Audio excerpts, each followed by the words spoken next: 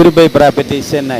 வணக்கம் நண்பர்களே, நம்மகிட்ட இப்போ ஒரு இடம் வந்திருக்கு. இடம் எங்கன்னு பார்த்தீங்கன்னா மணிவாக்கம் கூட்டு ரோடு பக்கத்தில் ஓட்டேரி போலீஸ் ஸ்டேஷனுக்கு பேக் சைடில் ஆதிநாத் அப்பார்ட்மெண்ட் இருக்குது. பெரிய அப்பார்ட்மெண்ட்டு.